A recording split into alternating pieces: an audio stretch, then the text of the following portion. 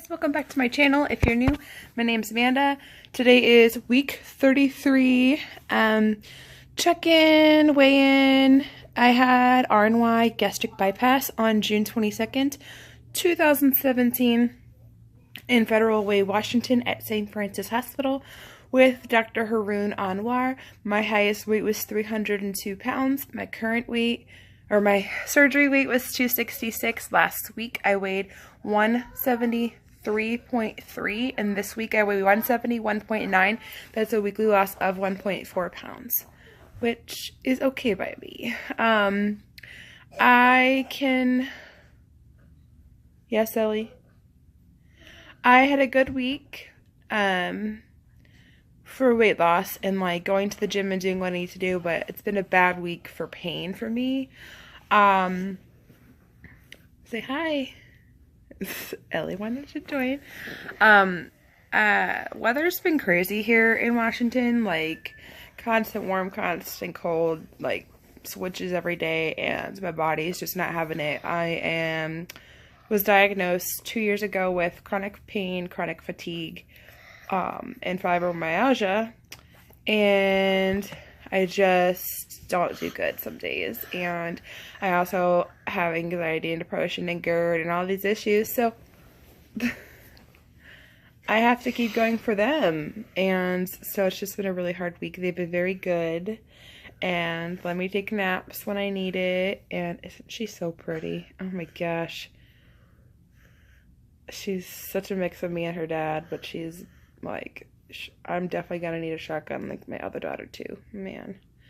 But we did our 5K on Sunday, our Love 5K. I'll show you the medals in a minute. And then me and my husband did it. We took our dogs, so we did it in 50 minutes because they kept wanting to stop and smell the roses. So I was getting very annoyed because I wanted to beat my time of 42 minutes or 43 minutes.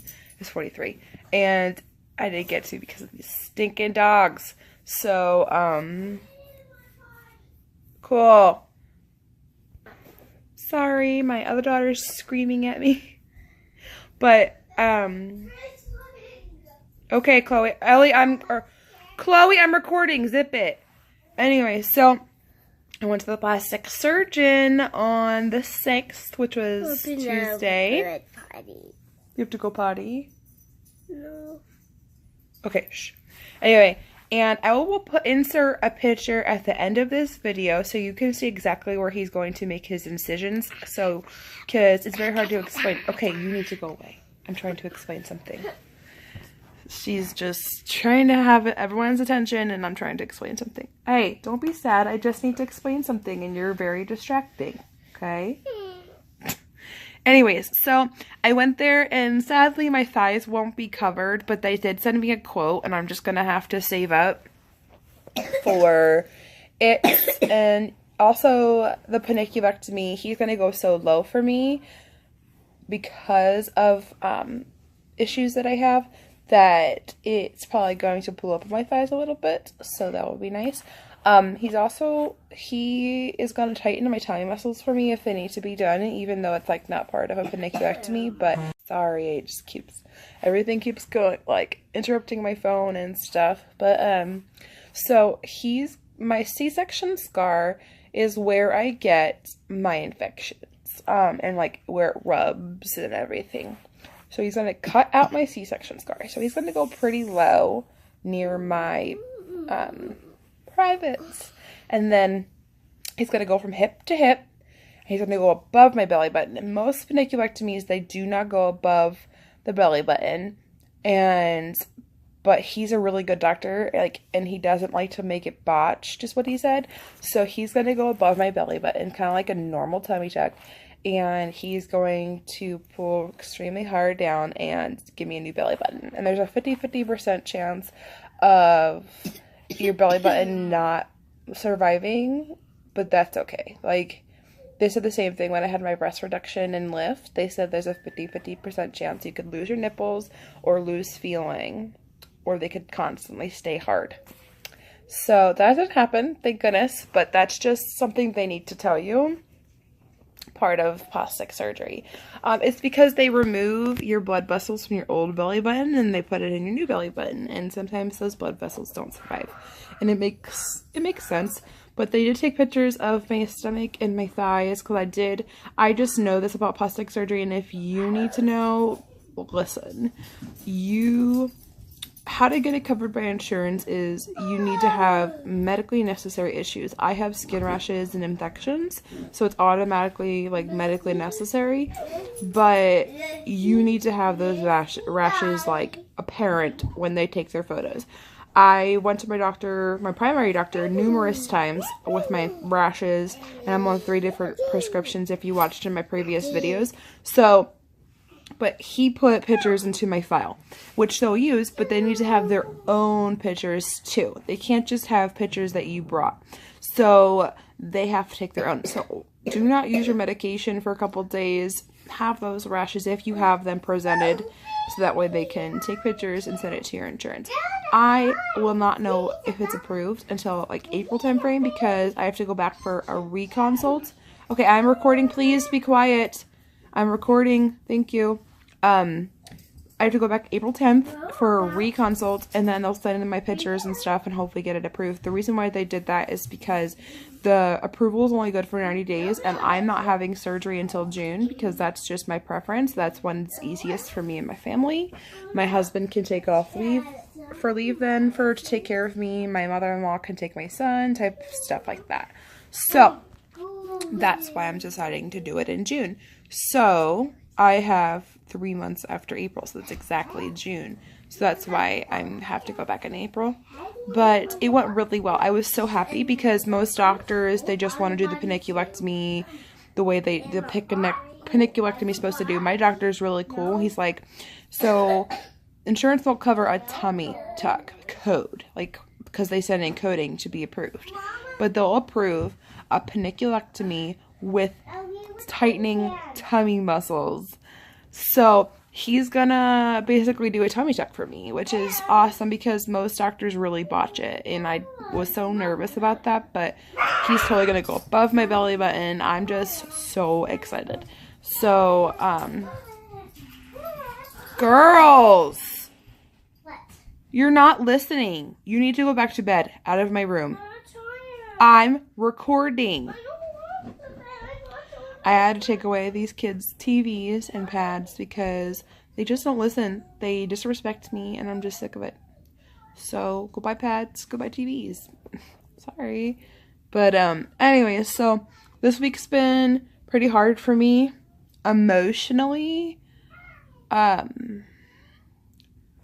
So I found out Sunday morning, my mom sent me a text message saying, don't read Facebook chat, because we have a family Facebook chat for like our family all over the country, because I have cousins in Florida, and then most of my family's in Pennsylvania, where I'm from, and then my one cousin lives in Michigan, and then I live in Washington, so we're all over, and it's just easy to stay in contact about emergencies and stuff through Facebook chat.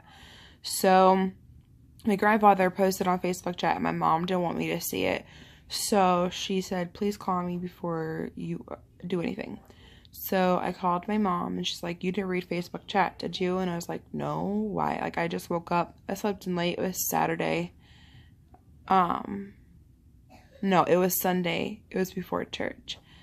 And my mom let me know that my cousin has passed away from a drug overdose.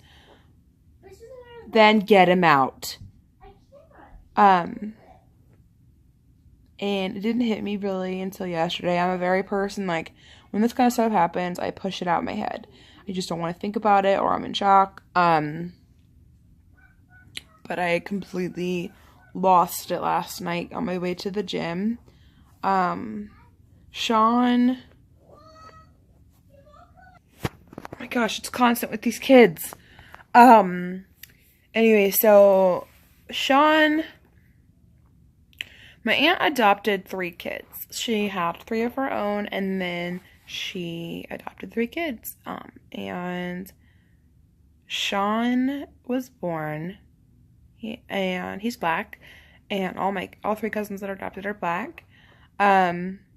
and he was born a crack baby. My aunt took care of him through it all. Same with my other cousin. She was a drug baby, and she was born 1 pound 1 ounce. And my aunt has taken care of them since they were born, and they, helped them through weaning off those drugs and loved them. And that's her baby. And I just couldn't imagine losing my child before me, before I go. And of course I love Sean. We grew up together, but I think it hits home to me the most because I am a mom. My heart aches for my aunt and my uncle right now.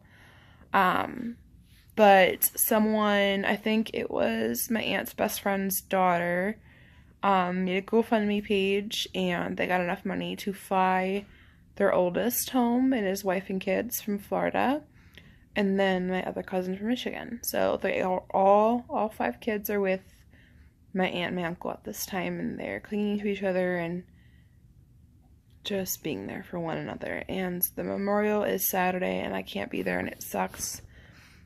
And I just want to be there so bad, but I can't afford it. So I'll be there in spirit, and I'll be there praying, and just pray for my family at this time, if you could. And my mom had surgery yesterday that went well, so I don't want to go into that too much, but she's healing, and that's great. And so yeah, my week's been pretty hard emotionally, but yesterday was just really hard for me. It was a really rough day with depression and pain, body pain, and